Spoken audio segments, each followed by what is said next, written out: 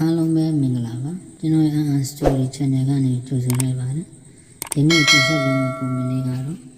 လောဘစိတ်ဆိုတဲ့ပုံမြင်လေးပဲဖြစ်ပါတယ်မူရင်းရေးသားဖန်တီးတဲ့ပညာရှင်များကိုလည်းလေးစားစွာဖြင့် credit ပေးပါတယ်ခင်ဗျာတခါကရွာတရွာတွင်အလွန်ခင်မင်ကြသောမောင်လှမောင်ဝနှင့်မောင်များဆိုသောတငယ်ချင်းသုံးဦးရှိလေသည်သူတို့သုံးဦးသည်အတူသောအတူစားတငယ်ချင်းများဖြစ်ကြသည်ဟေးတငယ်ချင်းတို့ငါတို့ရွာပြင်ကရေတကုံမှာရေသွားချိုးကြရအောင်ကောင်းတော့ဘောကွာငါတို့လည်းဒီနေ့ဘာအလုံးမှမရှိတာမှမဟုတ်တာသူ့ဖြစ်တငယ်ချင်းသုံးရေချိုးရန်ရွာပြင်တို့အတူထွက်ခဲ့ကြလေသည်ရေတကုံနဲ့ရေကိုပျော်ရွှင်စွာအတူချိုးကြလေသည်မမျောလေးပဲရေတကုံအောက်ရှိကြောက်တုံနှစ်ခုကြားတွင်တစ်တတစ်လုံးကိုတွေ့သွားကြလေသည်သူတို့သုံးဦးသည်ထိုတစ်တကိုယူပြီးအတူဖွေးကြည့်ကြရာယတနာများကိုတွေ့ကြရသည်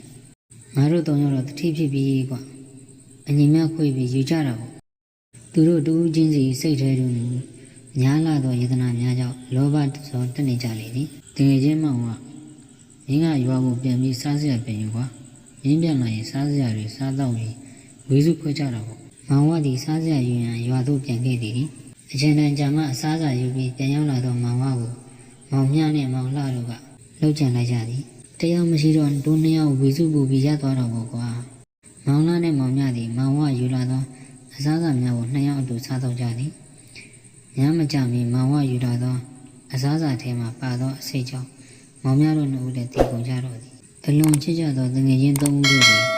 မတော်လောဘစိတ်ကြောင့်အလုံးတည်ပွဲဝင်ခဲ့ကြရလေတော့သည်